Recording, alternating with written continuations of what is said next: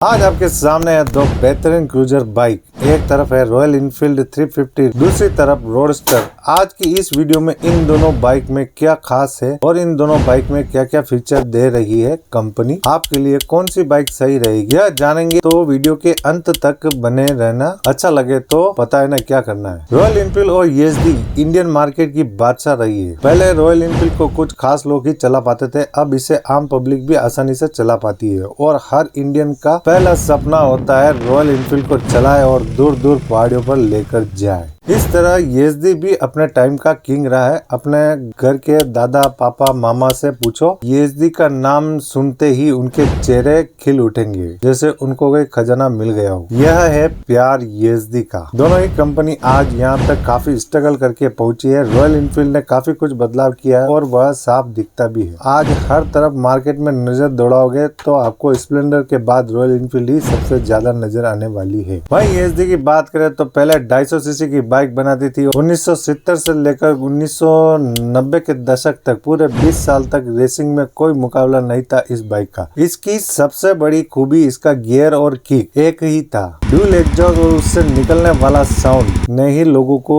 इसका दीवाना बनाया। आज 25 से 26 साल बाद महिंद्रा के साथ भारत में फिर से लॉन्च हुआ है। शुरू में बहुत दिक्कतों का सामना करना पड़ा है, पर लगता है इस कंपनी ने ठान लिया है कि वही रुतबा फिर से हासिल करने का है। उसी का परिणाम है ईएसडी रोडस्टर। चलिए जानते हैं क्यों खास है दोनों बाइक। शुरुआत दोनों के इंजन से ही करते हैं। रॉयल इनफील्ड मीटियोर में 349 सीसी जे सीरीज इंजन दिया है, जिसकी पावर 20.2 बीएचपी की 6100 आरपीएम पर, टॉर्क 27 एनएम का 4000 आरपीएम पर। Single cylinder air oil cooled BS6 OBD2 FI engine है, जिसमें 5 स्पीड गियर बॉक्स दिया गया है। इस इंजन का लो एंड टॉर्क काफी अच्छा है। इस इंजन में वाइब्रेशन नाम मात्र के हैं। इसकी टॉप स्पीड 120 किलोमीटर प्रति घंटा की रहेगी। यह इंजन सिटी राइड और हाईवे राइड दोनों में अच्छा परफॉर्मेंस करेगा। इस इंजन की एक कमी लगती है, इसमें लिक्विड कूल नहीं होना, जिससे लंबी दूरी आसानी से बिना रुके कर सके। दूसरा, इसमें थोड़ी पावर और होनी चाहिए थी। जब आप हाईवे पर ओवरटेक करेंगे तब यह महसूस करेंगे। जब दूरी की बात कर ही रहे थे, इसमें आपको 15 लीटर का फ्यूल टैंक और माइलेज आपको 35 से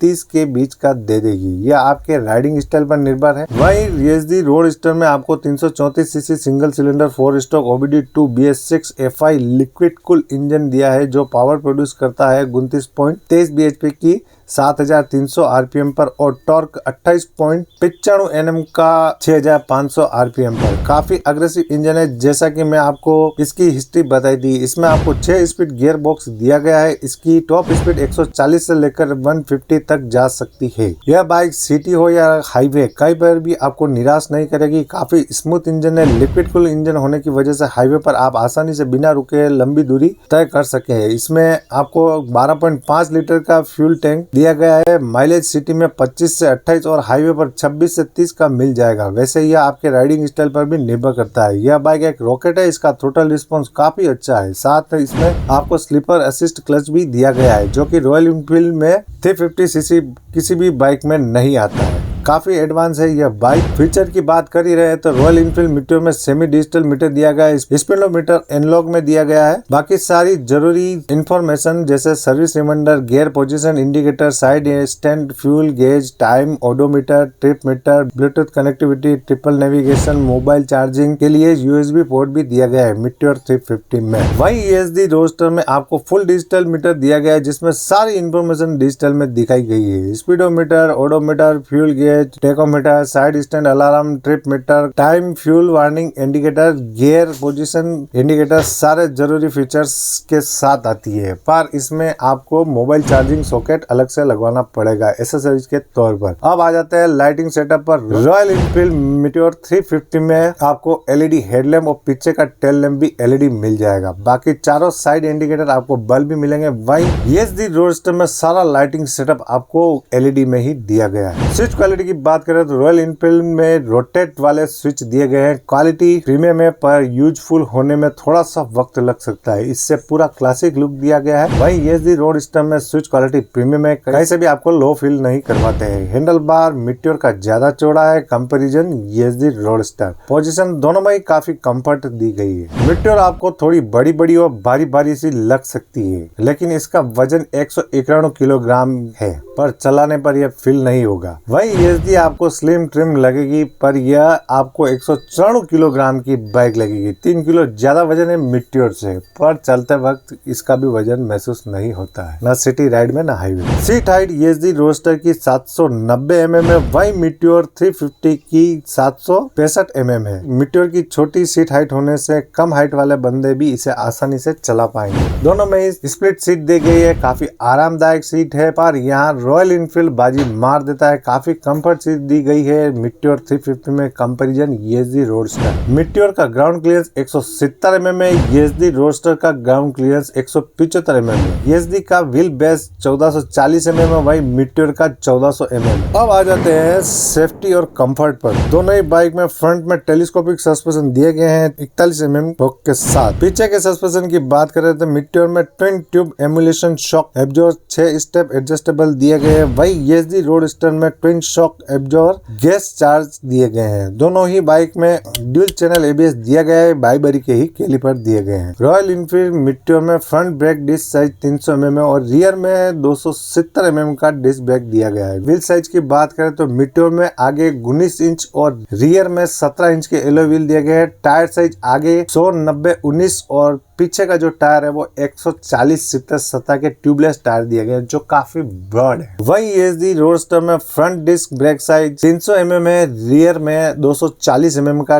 डिस्क ब्रेक दिया गया है। व्हील साइज फ्रंट में आपको 18 इंच के एलॉय और रियर में आपको 17 इंच के एलॉय दिए गए हैं और फ्रंट में टायर साइज 100/90/18 और रियर में 130/80/70 के ट्यूबलेस टायर दिए गए हैं। मीटियोर के कंपैरिजन में ESD के टायर थोड़े पतले हैं। ब्रेकिंग और रोड पर पकड़ दोनों ही बाइक की शानदार है। मीटियोर के टायर ज्यादा वाइडर है ESD से, तो स्टेबिलिटी भी ज्यादा है ESD से। बिल्ड क्वालिटी की बात करें तो दोनों ही बाइक में आपको प्रीमियम बिल्ड क्वालिटी मिलती है, पेंट क्वालिटी लेवल है। फिट एंड फिनिशिंग की बात करें तो ESD की फिट एंड फिनिशिंग अव्वल दर्जे की है, कहीं भी आपको ऑकवर्ड फील नहीं कराएगी। मीटियोर में थोड़ा सा इससे निराशा मिल सकती है, जैसे फ्रंट ABS के वायर और टैंक और हेडलैम्प के बीच का जो हिस्सा है वहां पर वायरिंग खुलने में दिखती है। अब आ जाते हैं प्राइस पर। Royal Enfield meteor supernova 2,29,900 ex showroom कीमत है चेन्नई की। वहीं ESD रोडस्टर 2,09,880 रुपए एक्स शोरूम कीमत है